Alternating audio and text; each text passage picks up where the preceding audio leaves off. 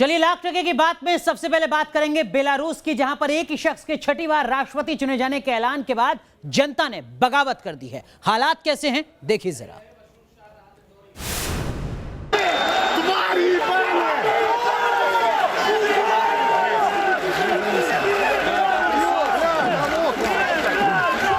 Belarus में तानाशाह की जीत पर गुस्साई जनता।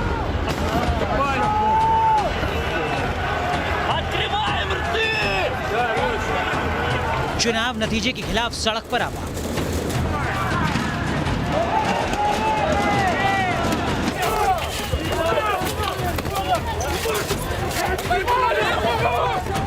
पुलिस की पूरी पलटन से भिड़ता एक अकेला शख्स।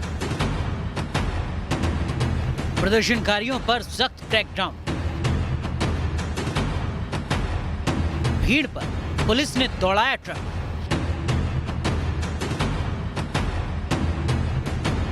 प्रदर्शनकारियों को पुलिस के ट्रक ने कुचला। पूरी पुलिस फोर्स से भिड़ने की हिम्मत ये चट्टान की तरह एंटी राइट पुलिस के सामने खड़ा हो गया। इस प्रदर्शनकारी पर पहले वाटर कैनन से वार किया गया और फिर पुलिस वालों ने इसकी पिटाई शुरू कर दी। तस्वीरें बेलारूस की राजधानी मिन्स्क की हैं। यह राष्ट्रपति चुनाव में अलेक्जेंडर लुकाशेंको की जीत के ऐलान के बाद जनता का गुस्सा भड़क उठा। आवाम चुनाव में गड़बड़ी का आरोप लगाते हुए सड़कों पर उतर आई। अपनी आवाम की नाराजगी को बातचीत के जरिए सुलझाने की बजाय तानाशाह लुकाशेंको ने दमन का इस्तेमाल शुरू कर दिया। पूरे मिन्स्क शहर में पुलिस और एंटी राइट फोर्स को लगा दिया गया और तानाशाह की पुलिस जुल्म पर उतर आई है। प्रदर्शनकारियों पर गोलियां बरसाई जा रही हैं। नारेबाजी करती आवाम को ट्रक से कुचला जा रहा है। राष्ट्रपति अलेक्जेंडर लुकाशेंको 1994 से सत्ता में बने हुए हैं, लेकिन इस बार उन्हें 37 साल की स्वेतलाना ने कड़ी टक्कर दी थी। लेकिन चुनाव नतीजे आने के बाद स्वेतलाना का समर्थक धांधली का आरोप लगाते हुए सड़कों पर उतर आए और सरकार विरोध को सख्ती से कुचलती दिख रही है। Team news nation. तो बेलारूस के चुनावी घमासान के बाद अब बात करते हैं अमेरिका की, जहां इसी साल के आखिर में राष्ट्रपति चुनाव होने हैं, लेकिन पूरे अमेरिका में अफरा तफरी मची हुई है। व्हाइट हाउस के बाहर फायरिंग होती है, बाल्टीमोर में धमाका होता है और शिकागो में भीड़ मॉल और स्टोर्स लूट रही है। स्टोर्स के शीशे तोड़कर कपड़े लूटती भीड़। शॉपिंग मॉल से सामान उठा ले जाते उपद्रवी। तस्वीरें अमेरिका के शिकागो की, जहां बीती रात जबरदस्त लूटपाट मची। साउथ शिकागो का बड़ा हिस्सा भीड़ के कब्जे में रहा और भीड़ ने दुकानों के शीशे तोड़कर खूब लूटपाट की। पुलिस ने लूटपाट कर रहे करीब 100 लोगों को गिरफ्तार किया है। शिकागो ही नहीं, अमेरिका की राजधानी वॉशिंगटन डीसी की भी कानून व्यवस्था सवालों के घेरे में है। यहाँ व्हाइट हाउस के बाहर फायरिंग के बाद प्रेसिडेंट ट्रंप को अपनी प्रेस कॉन्फ्रेंस बीच में ही छोड़नी पड़ी। हालांकि कुछ वक्त के बाद डोनाल्ड ट्रंप प्रेस ब्रीफिंग में वापस आए और खुद पत्रकारों को फायरिंग की जानकारी दी। अमेरिका के बाल्टीमोर में भी एक रिहायशी इलाके में धमाके के बाद अफरा तफरी मच गई। फायर फाइटर्स के मुताबिक गैस पाइपलाइन में ब्लास्ट की वजह से 3 मकान ढह गए। इस हादसे में एक महिला की मौत हो गई, जबकि 4 लोग जख्मी हुए हैं। Team news nation. और अब बात हिंदुस्तान की, जिसकी बढ़ती ताकत से चीन लगातार घबरा रहा है। उसे भारत की तरफ से हमले का डर सता रहा है। तभी तो चीन होटन एयरबेस के पास 2 नए रनवे तैयार करने की कोशिश में लगा हुआ है। हिंद के वायुवीरों के खौफ से चीन लगातार टेंशन में है और ये उसी की झलक है।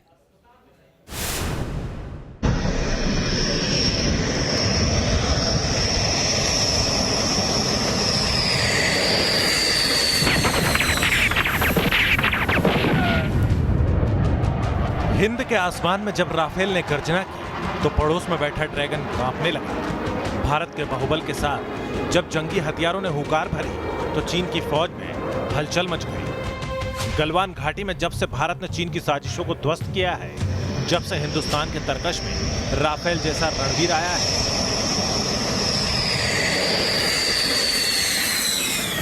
और जिस तरह से भारतीय वायुसेना अपनी ताकत बढ़ा रही है, उसके मद्देनजर चीन के भीतर यह डर बैठ गया है कि अगर भारत के साथ तनातनी जंग में बदलती है तो चीन के मुकाबले भारत के पास ज्यादा एयरबेस होंगे। इसी डर के कारण चीन तिब्बत में लगातार अपने सैन्य अड्डे तैयार करने में जुटा है। होटन एयरबेस के पास उसने 2 नए रनवे तैयार करने का काम शुरू कर दिया है।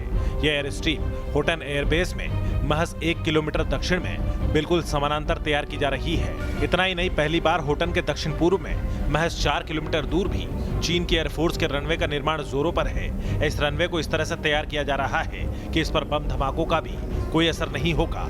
T news nation. कुल मिलाकर चीन की आर्मी पूरी तरीके से हिंदुस्तान से डरी हुई है। जानकारों का कहना है कि अगर युद्ध होता है तो चीन जानता है कि भारत की वायुसेना चीन की वायुसेना पर भारी पड़ेगी। और ये क्यों कहा जा रहा है, देखिए इस रिपोर्ट को।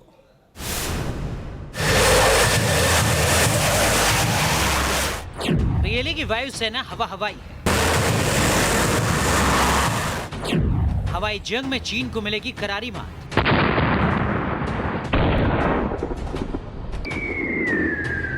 चीन के चक्रव्यूह को नेस्तनाबूद कर देगी भारत की वायुसेना।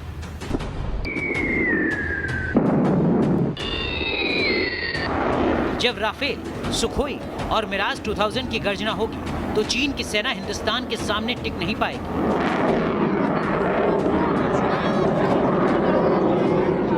चीन भले ही अपने लड़ाकू विमान J-17 और J-20 पर गुरूर करे, लेकिन हिंदुस्तान की वायु शक्ति के आगे टिक नहीं पाएगा। रक्षा जगत से जुड़े तमाम जानकार यही बात कह रहे हैं। हार्वर्ड केनेडी स्कूल में बेल्फर सेंटर की एक रिपोर्ट के मुताबिक वेस्टर्न थिएटर कमांड में चीन के 157 जंगी विमान और हथियार युक्त ड्रोन हैं। 122 भारतीय लड़ाकू विमानों की तैनाती को देखते हुए चीनी वायुसेना ने चौथी पीढ़ी के 101 विमानों की तैनाती की है। रिपोर्ट के मुताबिक भारत के खिलाफ चीन के 8 हवाई बेस सक्रिय हैं। जानकारों का कहना है कि इसमें दो राय नहीं कि भारत से तनाव को देखते हुए चीन ने अपनी हवाई ताकत में इजाफा किया है, लेकिन जानकारों का कहना है कि 8 एयरबेस और विमानों की तैनाती काफी नहीं है। Chinese air power and regional security के लेखक एंड्रियास रूपर्ट्स के मुताबिक LAC के पास चीन के नियमित एयरबेस नहीं है। इन इलाकों में भारतीय वायुसेना बेहतर स्थिति में है। भारतीय वायुसेना इस क्षेत्र में ड्रैगन के एयरबेस, सैन्य सड़क और रेल लिंक को बमबारी या मिसाइल हमलों से तबाह कर सकती है। हिंदुस्तान की शक्ति की वजह से चीन लगातार माइंड गेम खेल रहा है।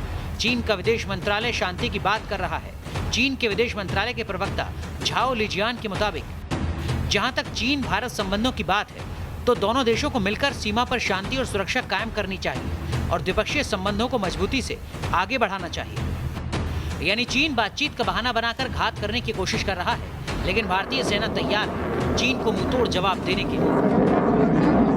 Team news nation.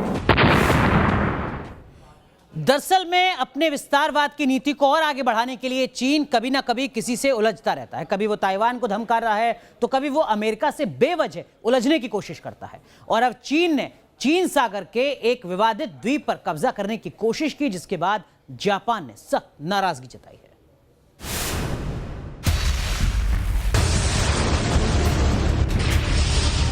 ताइवान के बाद जापान पर ड्रैगन का डंक। समंदर की इन लहरों को हथियार बनाकर चीन घातक प्लान पर काम कर रहा है। समंदर का शहंशाह बनने के लिए ड्रैगन जंगी प्लेन और मिसाइलों के सहारे अपने पड़ोसियों को धमका रहा है। पहले चीन ने साउथ चाइना सी में ताइवान की तरफ आंखें तरी और अब जापान को उकसाने के लिए पूर्वी चीन सागर में हलचल तेज की। जानकारी के मुताबिक ईस्ट चाइना सी में चीन ने घुसपैठ की।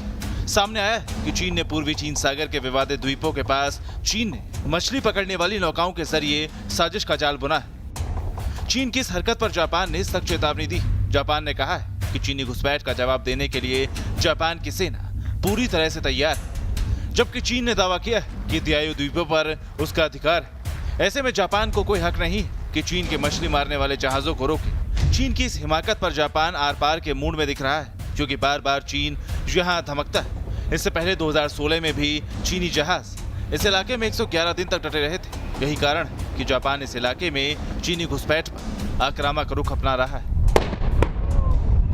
Team news nation. कुदरत के गुस्से की मार झेल रहा है ड्रैगन। सैलाब के कहर से पहले ही चीन में लोग मुसीबत में हैं। अब तूफान की विनाश लीला ने लोगों को और डरा दिया है। देखिए आसमानी आफत से कैसे लोगों की जिंदगी मुश्किल में फंसी है।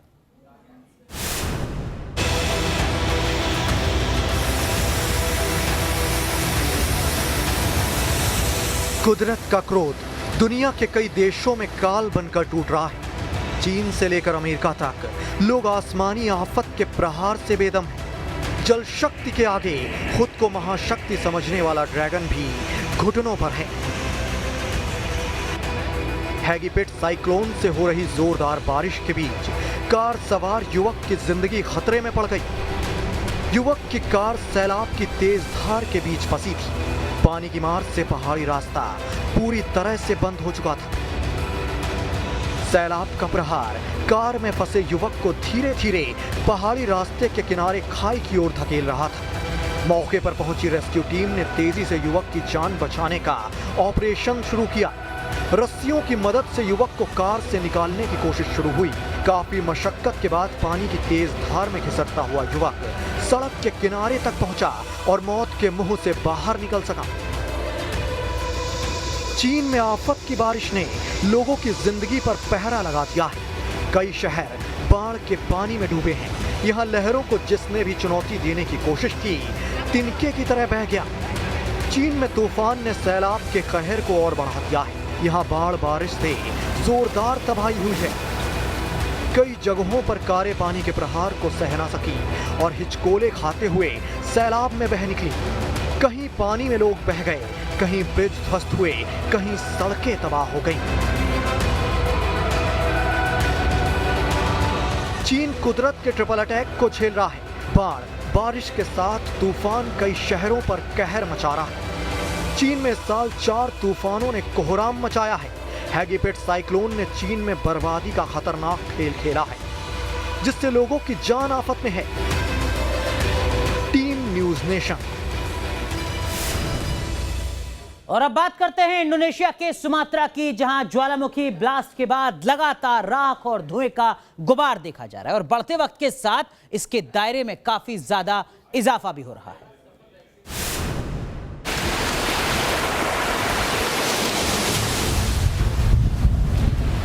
ज्वालामुखी माउंट सिनाबुंग के सीने में न जाने कितना गुबार भरा है। पिछले करीब 48 घंटे से इस ज्वालामुखी के क्रेटर से धूल, धुआं और राख का निकलना जारी है। इस ज्वालामुखी में सोमवार को हुआ धमाका इतना तेज था कि राख और गुबार 5000 मीटर यानी करीब 16,400 फीट तक की ऊंचाई पर पहुंच गया। मलबे की मोटी परत फैलने से आसपास के पूरे इलाके में अंधेरा ही अंधेरा नजर आया। इस ज्वालामुखी से करीब 3 किलोमीटर के इलाके से लोगों को हटा दिया गया। यात्री विमानों को लेकर अलर्ट भी जारी किया गया।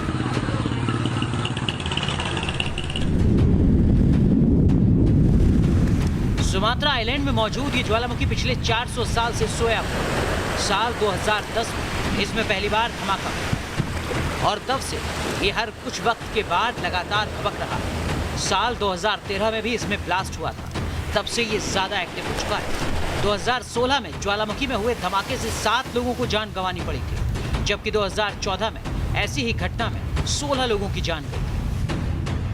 Team news nation. दरअसल में ज्वालामुखी में ब्लास्ट के बाद आमतौर पर इससे राख, धुआं और लाल लावा निकलता है, लेकिन आपको दुनिया के उस इकलौते ज्वालामुखी की तस्वीर भी दिखाते हैं जो नीले रंग का लावा उगलता है। ये ज्वालामुखी इंडोनेशिया के वन्युवांगी में मौजूद कावा इंजन में है। अब आपको नीले रंग के लावा का रहस्य भी बताते हैं। दरअसल इस ज्वालामुखी के आसपास मौजूद दरारों से सल्फ्यूरिक एसिड बाहर आता है और ऑक्सीजन के संपर्क में आने से इसका रंग नीला हो जाता है। लेकिन ये तस्वीरें हर किसी को चौंकाती हैं, परेशान करती हैं। चलिए बात आपकी सुरक्षा से जुड़ी हुई। एयर एशिया विमान सर्विस पर डीजीसीए ने सख्त कार्रवाई की है।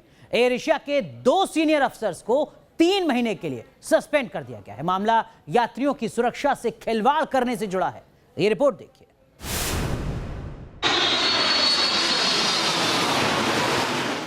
यात्री विमानों के लैंडिंग और टेक ऑफ के लिए तमाम तरह के नियम बने हुए हैं। भारत में डीजीसीए इसके लिए नियामक संस्था है, लेकिन विमान कंपनियों पर इस तरह के आरोप लगते रहे कि चंद पैसों के मुनाफे के लिए प्राइवेट एयरलाइंस यात्रियों की सुरक्षा से खिलवाड़ करती है। यात्री की सुरक्षा में कोताही करने के मामले में डीजीसीए ने एयर एशिया सर्विस पर सख्त कार्रवाई की।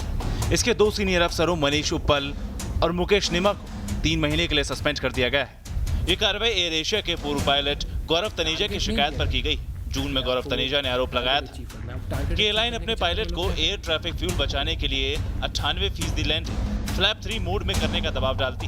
आपको फ्लैप 3 मोड लैंडिंग का मतलब बताते हैं। फ्लैप हवाई जहाज के विंग के बाहरी हिस्से में लगे होते हैं। फ्लैप के जरिए टेक ऑफ या लैंडिंग के लिए तय दूरी को कम किया जा सकता है। फ्लैप 3 का इस्तेमाल कर लैंडिंग से 8 किलोग्राम तक ईंधन की बचत की जा सकती है। ईंधन की बचत के लिए ही ज्यादातर एयरलाइन फ्लैप 3 लैंडिंग या टेक ऑफ के लिए पायलट पर दबाव बनाती है। फ्लैप 4 लैंडिंग या टेक ऑफ के दौरान दूरी बढ़ जाती है, ईंधन की खपत ज्यादा होती है। फ्लैप 3 और फ्लैप फुल में क्या होता है, फ्लैप 3 में आप थोड़ा सा फ्यूल सेव करते हैं। कितना सेव करते हैं? 8 kilo. 8 kilo is not a very big number अगर आप एक फ़्लाइट का एक सेक्टर देखेंगे, बट अगर आप ओवरऑल ऑपरेशंस की बात करेंगे तो सिग्निफिकेंट नंबर बन जाता है थोड़ा बहुत। किसी भी और कंपनी में ऐसा एक टारगेट नहीं दिया जाता कि आपको वो टारगेट अचीव करना है। अब टारगेट अचीव करने के चक्कर में लोग क्या करेंगे? हर चीज़ फ्लैप 3 करेंगे। जहाँ पे सेफ होगा वहाँ पे भी फ्लैप 3 करेंगे, जहाँ अनसेफ होगा वहाँ पे भी फ्लैप 3 करेंगे। डीजीसीए की कार्रवाई के बाद इस मामले पर एयर एशिया ने अपनी सफाई पेश की, जिसके मुताबिक एयर एशिया डीजीसीए से पिछले महीने मिले नोटिस की पुष्टि करता है और साथ ही ये आश्वासन भी देता है कि डीजीसीए से मिली सभी गाइडलाइन का पालन किया गया है। एक एयरलाइन होने के नाते हमारी सबसे बड़ी प्राथमिकता सुरक्षा की रही। हम संबंधित विभागों के संपर्क में चंद पैसे के मुनाफे के लिए अपने उपभोक्ताओं की जान जोखिम में डाल गलत। एयर एशिया पर कार्रवाई के बाद उम्मीद की जानी चाहिए कि इस तरह की हरकतों पर लगाम लगेगी। Team news nation. चलिए अब आपको दिखाते हैं ऐसी तस्वीरें जो शायद ही आपने कभी देखी हो।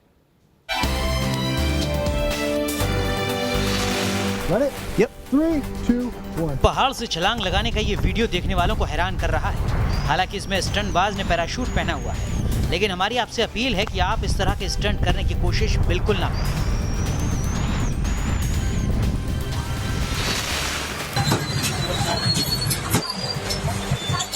बिना किसी जुगाड़ के इलेक्ट्रिक पोल पर चढ़ती इस महिला का वीडियो हैरान करने वाला है। वीडियो महाराष्ट्र के बीड़ की रहने वाली उषा जगदाले का है। उषा आसपास के इलाके में इलेक्ट्रिक सप्लाई से जुड़ी शिकायतों को फौरन हल करने की वजह से मशहूर हो गई हैं। 60 साल के गणपति भट्ट ने 80 फीट ऊंचे पेड़ों पर चढ़ने के लिए खास इलेक्ट्रिक बाइक डिजाइन की है। वीडियो में गणपति अपनी बेटी के साथ नारियल के पेड़ पर चढ़कर मशीन की क्षमता जांच रहे हैं। इस मशीन की कीमत 75,000 रुपए रखी गई है।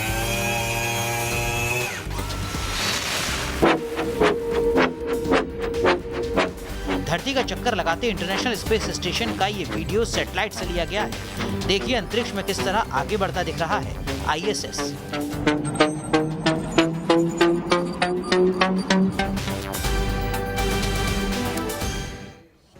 चलिए रुक रहे हैं कुछ देर के लिए, लेकिन जब लौटेंगे तो लाख टके की बात में आपको दिखाएंगे पाकिस्तान में हिंदुओं की बदहाली और चीन में बहती उल्टी गंगा।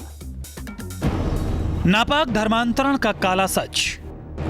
सैनिकों को कोरोना टीका देता चीन। 11 करोड़ का गोल्ड मास्क। लाख टके की बात आज शाम 7:26